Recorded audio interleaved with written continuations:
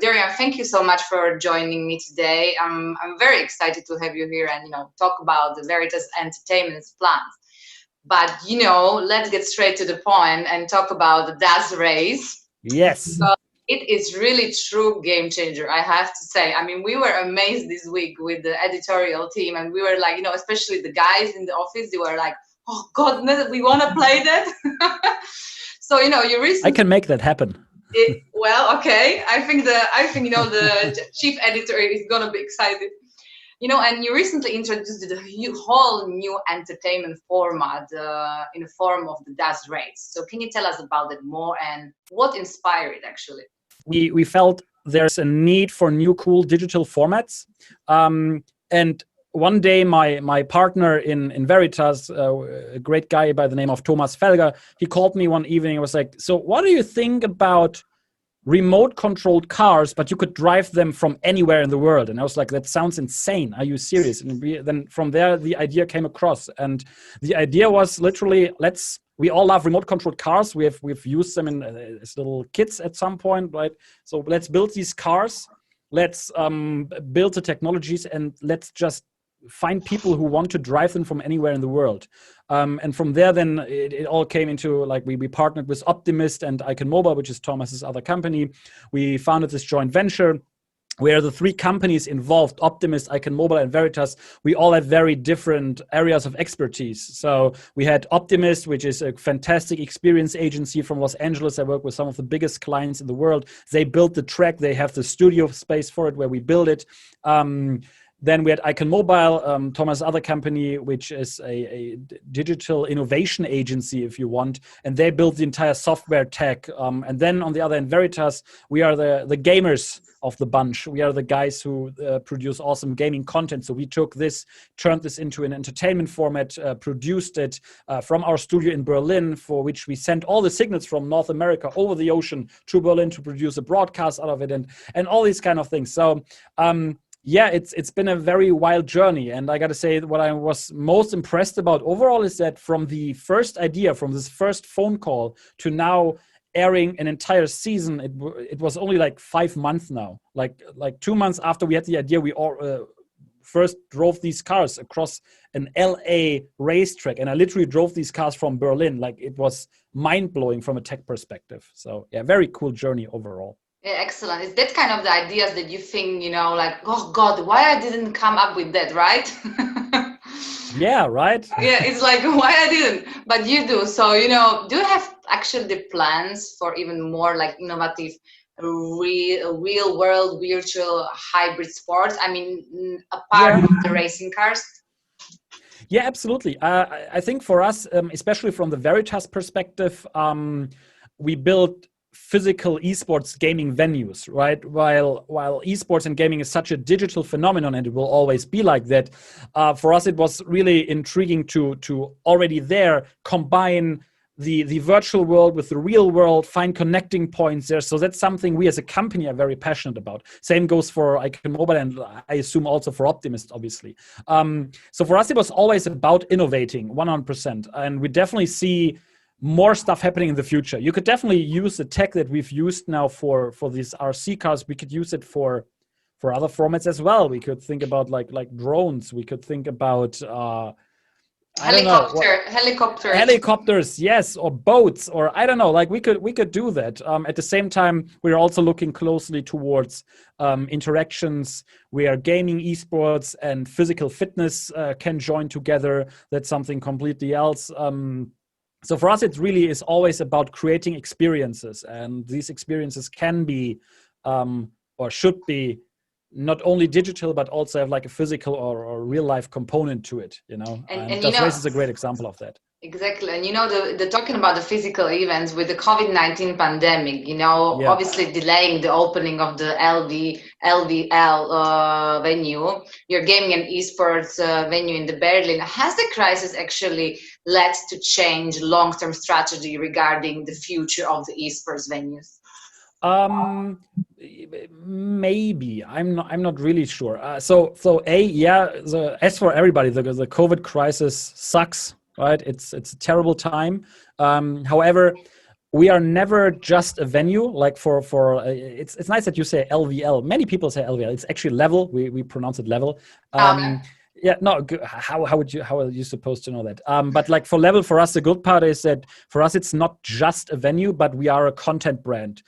As you can always see, also with Das Race, it's a content format where not the name Veritas is the most prominent, but the level one. There's a level car in the Das Race. So for us, it's really, this is our brand that we are building up right now, and it's only a brand not only through these cool venues that we've built, but also through the content, or more so through the content that we produce from there. So when COVID struck and first came into existence, we shifted the strategy rapidly because we were confirmed that we can't open the venue as planned, even though it was ready. And from there, we shifted towards our digital production team. And we're like, let's create esports tournaments. Let's create stuff like Das Race. Literally came out of that. Like, let's find new formats that we can produce. So definitely we had a change of strategy there. I do think that there might be some impact long-term in terms of how people behave for on-site events, how they behave when they gather, all of these things. But I gotta say, in Germany, the situation for the most part has been really back to normal. And as I'm sitting here in one of these streaming booths, like level right now is open, right? And there are literally, I think 80, 90 people, which is what is currently allowed, like literally sitting next door in the gaming area, playing games, having fun. Obviously, hygiene always has been a very important factor for us. Now it's even more so, but we clean after everybody wears masks, all of that. So in that sense, I see stuff getting back to normal. And long-term thinking for us, it's not a big change to shift more towards digital productions, because it has always been an essential and crucial part in creating level anyway. Like from the beginning, we said we build esports venues, but we built them to create content from there. And that's what we're still doing. Exactly, and what is so special about this venue is that, as you said, in the announcement, it's not just the venue for the professional esports players. It's just for the artists, it's for the regular gamers, it's for the kids who try to perfect their skills. So, what's your plans when it comes to that? For us, you put it there really nicely. It's really from casual gamers, and with that I mean, we've seen family dads who haven't played a game since Pac-Man, the original one, came out, and they come in now with their sons who love to play Rainbow Six, right? And then they both go in, and they are supposed to both have a great time, right? Because we have old school arcade machines, but we also have a virtual reality setup where you can shoot zombies in VR. But then you can go downstairs, sit on a high-end PC and play some Rainbow Six, for instance. So for us, it was really about finding connecting points, making sure that gaming is for everyone. And with that, I literally mean everyone. Like, no matter what gender, no matter what background, no matter what socio-economical status you have, gaming is something everybody can and should enjoy, and we want to encourage that. And the same for me, from my perspective, goes for esports, which is why the cool part about Level is, as a venue, is that we have 2 floors, right? And the ground floor, when you enter, is very much a casual floor. You have a burger restaurant, you have arcade machines, VR, and then when you go downstairs, there's the esports stage, and there's where the more hardcore stuff happens then, right? And our plan definitely is to convert these people, to show them the beauty of esports by first approaching them by, hey, here are these old cool games that you happen to know and love. And now you sit down for an event that we have happened downstairs, and you'll see it's actually kind of fun, watch others play. And then from there on, it's not a long journey until you become a full-time esports fan, from my perspective. Exactly, and we're doing the interviews with a lot of the co-founders and the directors of the esports platform, or esports betting platforms, and I can find the interesting thing that they are all kind of connecting to their kids on the new level, through actually the video games and esports scene. And the esport is really evolving into a major part of the global culture. I mean, it's integrating in our arts, music, and lifestyle, So, but from your perspective, how big do you see the sector getting? And do you think it will actually rival the traditional sports in the next year? Yeah. Yes. In that sense, absolutely not all esports though. Like, sometimes people make have the misconception in their head that they say, okay, here's football, hockey, esports, and obviously it's different. It's here's sports, there's esports, and both have a lot of subcategories. Esports even more so, right? But 100%, if we see the viewing numbers of the big games like League of Legends, like Counter-Strike, like Dota, absolutely, it already surpasses many traditional sports in terms of viewership, and especially in terms of engagement with the fan, which is for the future absolutely crucial. Obviously, in Germany, like football or soccer or whatever, wherever you were from, that's it will take a long time to get to that point from an esports perspective. But to me, esports is an unstoppable force. It's not just a hype. It's not just something that happened like 2 years ago. We've seen this like 20 years ago it started, and from there on we see constant growth. Now it really kicks off because there's a whole new generation coming that completely natively grew up with watching other people play video games. So that definitely plays into the entire culture of it. So I see this as one of the most monumental forces of entertainment. I see this as the biggest disruption trend and the biggest upcoming industry of the future. The gaming industry already makes more money than Hollywood and the music industry combined on an annual basis. So, and to me, like, I hate this artificial separation between this is gaming, this is esports. To me, that's all part of the same thing. People who enjoy esports always enjoy gaming. One is the other, you know? So obviously the esports revenues in on itself, it's not nowhere near traditional sports, but the growth we're seeing is absolutely incredible and astounding. And now it's just about finding the right games and see what games can stick. Stuff like Counter-Strike has been there. Like I played Counter-Strike literally 20 years ago. And it's still there. It's more popular than ever. So this is not going anywhere, right? And if you're not a part of this, then you're missing out. Exactly, no doubts. And even what you are doing with the DAS race, because we have to be honest here. Not everyone can be that kid closed in the room and playing the Fortnite, okay, or League of we know that. But even what you do with the DAS race, it's driving engagement to the next level, because even the people who are not true video gamers can enjoy that, right? Yeah, absolutely. That was 100% for us. Also, while bringing it to Twitch, right, as a gaming platform, for us, it was really, what we've created with DAS Race is a real life video game.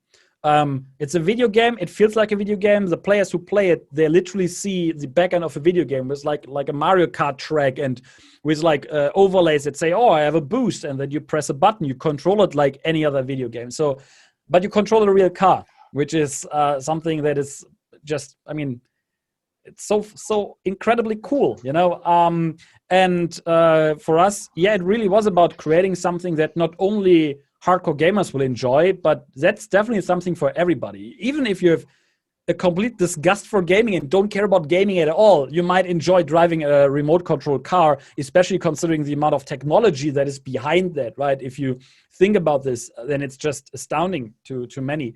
And for us now, what we've created is an entertainment format with DAS Race, where we let celebrities, influencers, content creators drive it. But we also have many plans to change that in the future. So it might very well be that we find a way, we are currently working on that, to be honest, that we find a way of letting average people play this races, literally that you can book a session or whatever, and then you literally drive a car in LA, across an LA-based racetrack. At the same time, we also will bring over the racetrack to Europe, and we'll build a second racetrack right over here, and we might rival then and do world championships and all of that. Like, we have thousands of plans and ideas for that, and now it's just about executing all of them properly. Exactly. Maybe do you have also, are you maybe planning also like, I know the remote playing is a huge advantage of it, but, maybe do you have a plan to organize the event, maybe even in Berlin venue, where you get all participants to, to compete, maybe add some, music performances and add kind of like entertainment value to it? Absolutely. Entertainment value is a great keyword there. From the beginning, we said we didn't do this now for the first season, because there it was first about let's find our format, let's find our niche. But from the beginning, we said we want to integrate music. We want to have halftime acts. We want to have musicians participating as part of the show. And at the same time, like on-site events, even though obviously Das Race, the biggest strength is that people can play it from their own home. Absolutely, we will bring this to on-site events. We are actually literally talking right now to people who hold these large exhibitions, congresses, etc., where we can set up a racetrack and have them play this on site, but then potentially being joined by people who are sitting across the ocean, you know, somewhere else. It's all doable, 100%. Yeah, and to be honest, recently we've been looking at the in-game advertising. I mean, we did the interview last week with Adverty, and obviously there's a massive potential how it can transform how the brands are connecting to the people. That's obvious. And the Veritas recently announced a partnership with the in-game advertising platform AMSU. So can you tell us about that partnership? Generally speaking, like advertising for Das Race, to catch up on that really quickly, because even there we have a fantastic partner with Henkel, with their Got2B brand in there. And again, there we already saw this as a great advertising platform, not only with branded cars and branded turns and banners on the track, but also for the pilot, we did something where there was an interactive Twitch command where people could get like virtual points by saying the brand name. So 100%, this is an advertising platform too. With Anzu, our partnership, Anzu is a fantastic company. We've seen the growth and have been monitoring this closely for the past year, and are literally completely impressed by what they've built so far. They have great access to many great games, and I know about many great games that they're currently talking to. So what we are currently, the partnership of this looks like is we have the expertise in creating esports content, creating formats. We have the access also there to the publishers to create tournament formats, show formats, all of that. And we've always, in our business case, we always have been selling these to brands, right? If we produce now content for the games that have the Anzu integration, which means the advertisement is literally in the game, not just as in broadcast only, but it's a part of the game, feels way more immersive. That for us was a unique combination. We can now produce tournaments and will produce tournaments and content formats in games that are supported by Anzu, or that support the Anzu technology. And we will have a unique hook of bringing in from both ends, our brand department as well as Anzu's brand department, to bring in brands, companies that are then a part of the broadcast in a way that feels way more organic, way cooler, not that forced, and that is what we're currently working on. And I actually had a call with the CEO of Anzu earlier today, because we haven't announced what exactly we are going to do together as a first project, but it's something that will definitely be really, really huge. So it's really cool to see. Yeah, I mean, definitely. I mean, that's another concept, but I believe that it's going to be like a game changer in the next few years for the advertising. I mean, the brands should really wake up on it, because it's huge, and it's the way how you can really engage the gamer in not that disturbing way as advertising used to be or is, you know, because it's very saturated market, and advertising is getting, you know, too much, let's say, in some kind of way. But yeah, there are so many games where it works. There are so many games where it works, right? Obviously, let's say you wouldn't want to bring car advertisement into a game like World of Warcraft. That would break the immersion. But all these other games like GTA racing games, sports games, all of them that are actually simulations of the real world, or try to simulate or emulate that as good as possible. There, it's actually not just that it's cool, it might actually feel way more realistic because of it. You know, obviously it depends a little bit on the brand that you bring into this. Some brands are cooler than other brands, to be honest. But I definitely see this as something that provides a lot of value, and I totally agree with you on that part. It will change the way that brands advertise in esports and gaming. You know, in the end, it's always about where is the attention, right? And attention is clearly now in the video games, so that, you know, that says it all. But, you know, you as a person who is, you know, involved in the esports scene so for a long time, you know, there's so many operators, the traditional gambling operators, who are trying to get into esports, especially because due to COVID-19, because, you know, traditional events were cancelled, and, you know, they woke up and they need to, you know, catch up and get the revenues back. So what would be your advice actually for traditional operators who are trying to engage with the esports audience. But do you mean betting companies now exclusively, or other traditional? I mean, the trend is now more focused on the, like let's say the esports betting. So betting has a huge problem in the sense that that it has not the best reputation. It's always been seen, even though in traditional sports, when I watch Bundesliga in Germany on the Saturday afternoon, there's in every halftime break there are 3 advertisements for bet on this football game now. However, the publishers of most of the games that are relevant for esports don't want to be associated with that, and as long as this doesn't change, the door is closed for most betting companies. One of the few games where it's a little bit different is obviously Counter-Strike, where it has actually a long tradition, but I'm not sure how this will evolve. So I'm not even sure what kind of advice I could give to that, because in the end, when it comes to that, the publishers, they have all the power. As long as they don't want to be associated with betting, the betting companies will have to find other ways to engage in the gaming market, potentially with more unknown esports games who have less to lose, or where sponsorship is desperately needed to develop an ecosystem in the first place. But obviously, most of them want to go where the attention of the viewers are. And the attention of the viewers is not at like some game nobody has ever heard of, but it's on League of Legends, Dota, Counter-Strike, all the big ones, right? And many of these publishers are very hesitant to do that. And they definitely have also good reason in parts to do that, because there are many minors playing these games. And while I personally, I tried out esports betting here and there at like bigger events, never won anything. But I get why people do this, but I also know why the publishers don't want to associate with it. So I think the best thing that the betting industry should do there is become or get the cleanest image they could possibly have. What they did in Germany for the football betting, for the traditional sports betting, is they have so many programs where the simple message is, hey, it's all fair, it's not shady. We have great spokespersons who are